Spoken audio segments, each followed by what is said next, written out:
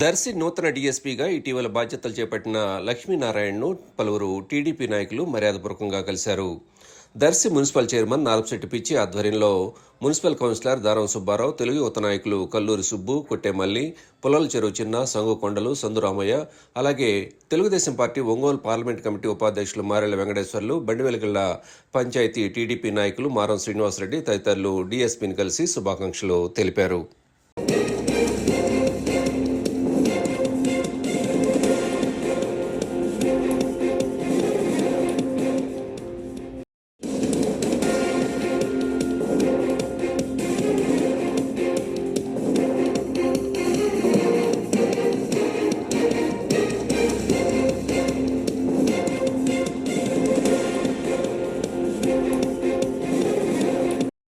Like, share, subscribe, and get notification.